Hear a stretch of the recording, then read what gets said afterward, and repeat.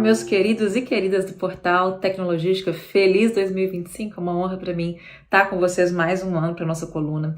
E, como já é tradição aqui, a gente começa o ano falando das perspectivas. Longe de mim querer ter uma bola de cristal, mas eu quero tratar aqui dos temas mais pungentes que estão aí nas agendas regulatórias das agências, nas pautas dos ministérios. Falamos aqui sobretudo sobre as questões federais, projetos, a pipeline, principais demandas do setor. Vem comigo então para se inteirar e chegar na frente quando o assunto é infralogística em 2025. Nós vamos começar falando agora sobre os transportes terrestres, Vamos falar aqui que está sendo previsto de forma transversal. Em primeiro lugar, a gente vê que a gente entra, no caso da NTT, na segunda perna do biênio regulatório, A gente tem algumas pautas transversais para o setor na agenda regulatória da NTT, então tanto para rodovia quanto para ferrovia. A gente vai falar sobre o aperfeiçoamento do sandbox regulatório, vamos falar sobre a aplicação de práticas de ESG nas concessões. A gente, inclusive, na última coluna do ano passado, a gente falou bastante disso.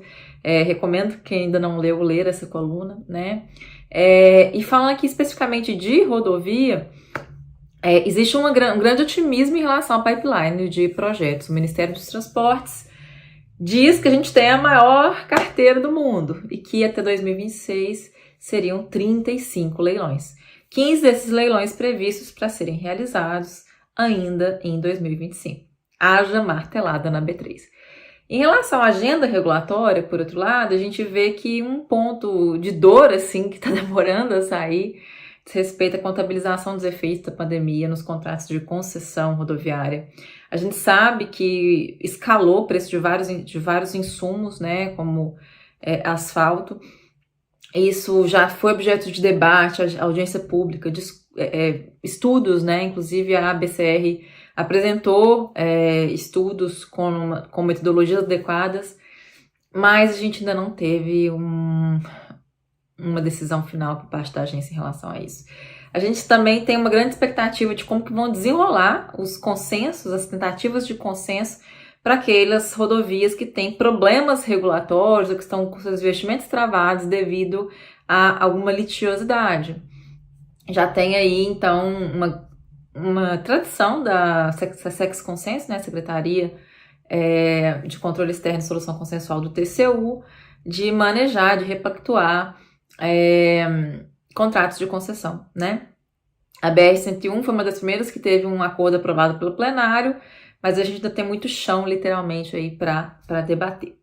No mundo das ferrovias, a gente tem expectativas em relação, sobretudo, à regulamentação das autorizações ferroviárias, Vários dispositivos que tinham sido vetados originalmente na lei das ferrovias voltaram a viger e ainda precisam aí de regulamentação. A NTT, no ano de 2024, deu vazão a alguns desses temas, mas não todos, A gente tem, por exemplo, questões referentes ao direito de preferência das concessionárias de ferrovia na sua área de influência, por exemplo, gerando aí bastante discussão.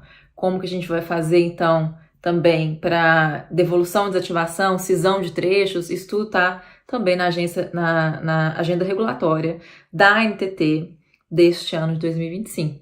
A gente também tem expectativas em relação a essa SEX Consenso, No mundo das ferrovias, a gente já teve algumas discussões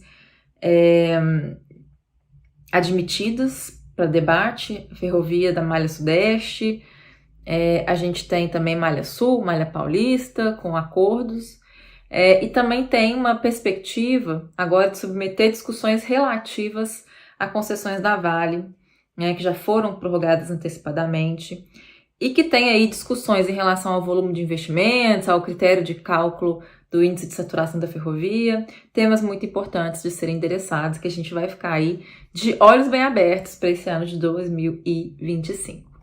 Passando agora para os transportes aquaviários, portos, aeroportos, a gente tem também algumas agendas transversais aí, Em termos de políticas públicas e planejamento, o Ministério de Portos e Aeroportos fez um grande avanço, porque no final de 2024 foram lançados planos setoriais para portos, aeroportos hidrovias, né, conectados com o Plano Nacional de Logística, né, instrumentos muito importantes e que dão continuidade a políticas públicas de planejamento que foram gestadas em governos anteriores, né, e que estão relacionadas a um macro instrumento de planejamento de transportes no Brasil, que é o Planejamento Integrado de Transportes. Eu acho muito legal que a gente tenha conseguido dar continuidade a esses instrumentos de planejamento. Também no final do ano houve um PIMP, né, um incremento, uma melhoria, um lifting do fundo da Marinha Mercante, a partir de mudanças, né, nas regras de aplicação desses recursos. Foram reduzidos algumas burocracias, retirado o valor mínimo de taxa de juros como parte das condições de financiamento, ampliou o escopo dos financiamentos para fazer plataforma, módulos de plataforma e desmantelamento. Então, boas notícias, né? Em relação à FNAC, existe até uma certa, que agora falando de aviação, né? Fundo Nacional de Aviação Civil, tem uma certa inveja, tem gente querendo equiparar a forma de funcionamento desses dois fundos.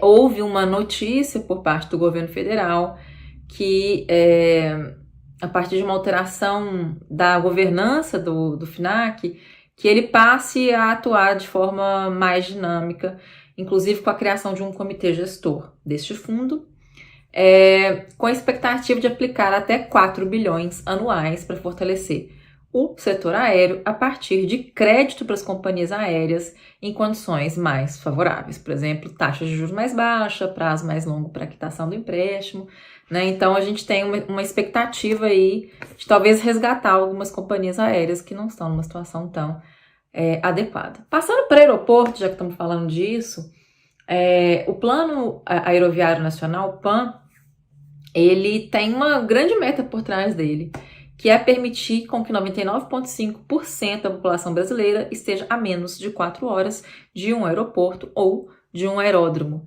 Para isso, a gente precisa avançar na pauta de aeroportos regionais. A gente sabe que uma parte desses aeroportos foi concedida e que outra parte não teve interesse. Então, tem uma política pública a ser executada, que é o ampliar para fazer processos seletivos simplificados para escolher o operador desses aeroportos regionais tão importantes para cumprir esse objetivo. Em termos de agenda regulatória, a ANAC aprovou uma agenda para o biênio 25-26, com temas muito variados, desde passageiro indisciplinado, né, que dá muito meme nas redes sociais. Só fico pensando naqueles casos, as pessoas pedindo assento na janela, mas isso nem é o caso, né? Mas também para modernizar a questão de acessibilidade, cobrança de arrecadação de tarifa, descarbonização. Nesse último aspecto, dialoga-se muito com a questão das operações domésticas para o uso do SAF, né? A gente tem uma necessidade de regulamentar a lei de combustíveis do futuro. A ANAC tem que definir, portanto, uma metodologia de cálculo para verificar a efetiva redução de emissão de gases do efeito estufa, CO2, associados ao uso do SAF e de outros meios alternativos. Isso é muito importante para a segurança, para evitar greenwashing, né? E a gente tem também uma expectativa de como que a gente vai resolver os conflitos do setor, alguns que estão se arrastando há muito tempo. A gente tem, né, nem tudo são um mar de rosas, nem tudo são flores, mas também nem tudo são espinhos. A gente teve alguns acordos que foram celebrados, né? E outros que estão em trâmite ainda perante a SESEX Consenso, por exemplo. Guarulhos foi um acordo homologado, Galeão ainda está tramitando, mas Viracopos, por exemplo, o processo foi arquivado com a ausência de acordo, impossibilidade de elaborar uma solução consensual. E nesses casos a gente vai ter que voltar para as outras formas de solução de conflito, uma delas a arbitragem, né, que já é um caso aí antigo, e a gente espera que a gente possa retomar a segurança jurídica desses contratos para que os investimentos possam ser feitos, né, com benefício geral aí de todos os usuários. Para portos, esse plano setorial que foi aprovado, ele tem no seu DNA uma necessidade de fazer integração, né, multimodal, promover o desenvolvimento de corredores logísticos estratégicos, integrar transporte, otimizar o acesso, né, às infraestruturas portuárias. E para isso tem que ter um diálogo com o que está previsto lá no novo PAC, como que a gente vai integrar investimento público com investimento privado. E tem muitos dos pontos da agenda regulatória da ANTAQ que dizem respeito a portos, né? São 16 temas propostos para todos os setores, 6 dizem respeito a instalações portuárias. A gente tem, inclusive, a previsão de regulamentar o reequilíbrio cautelar, né? O reequilíbrio econômico financeiro cautelar de áreas arrendadas. É muito importante que a gente tenha uma resposta regulatória mais rápida para esses casos, mas também revisão das normas de outorga de instalação, normas de fiscalização portuária, registro. Todas essas normas aí vão ser discutidas durante esse ano de 2025, né? E a ANTAQ já tem feito algumas modernizações do seu estoque regulatório, inclusive publicou no final do ano passado, no início de 2025, o Manual de Mediação e Arbitragem, mostrando aí uma propensão, uma abertura ao diálogo e ao consenso que é muito bem-vinda, né? A gente está aguardando também no pipeline de projetos coisas muito interessantes, né? Primeira concessão de canal de acesso portuário no Porto de Paranaguá, segundo o Ministério de Transporte, ainda sai no primeiro semestre de 2025, vamos ver, né? E também tem a já antiga discussão sobre o túnel Santos-Guarujá, né? Primeiro túnel submerso da América Latina. Também tem uma previsão de que esse tema volte a andar aí em 2025.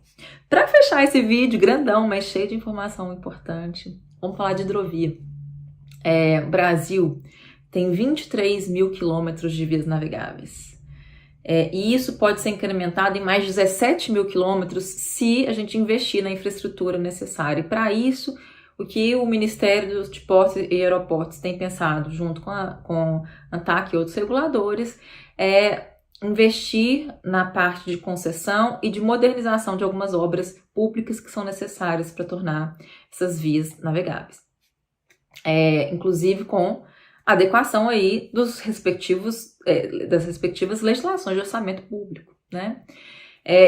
Estamos com frição danada para ver se conseguiremos ver a primeira concessão hidroviária, né, do Brasil no Rio Paraguai. É um trecho de, no total, mais de 600 quilômetros, cobre a área entre Corumbá e a foz do Rio Apa, ambos em Mato Grosso, também o leito do canal do Tamengo. São, a princípio, 15 anos de concessão, renováveis por igual período, sendo que os primeiros 5 anos é só, digamos assim, capinar lote, como diz minha avó. Tem que fazer dragagem, derrocagem, balizamento, construção de galpão, comprar draga, né, adquirir a draga. E no futuro a gente vai também tendo incrementos, inclusive tecnológicos, com a implantação do sistema de gestão de tráfego, incluindo Vessel Traffic Service, River Information Service e outros serviços de inteligência fluvial, né? A gente tem até quase o final de fevereiro um espaço para apresentar contribuições desse projeto, né? E eu acho que isso é um bom sinal de que a gente está pensando de forma criativa, de forma inovadora para resolver velhos problemas, porque continuar com velhas posturas para problemas não resolvidos é a chave para que nada aconteça. Eu sei que os nossos leitores e ouvintes dessa coluna são pessoas que gostam de fazer a diferença e pensar diferente. Eu agradeço muito seu tempo e eu te vejo no mês que vem. Um grande abraço.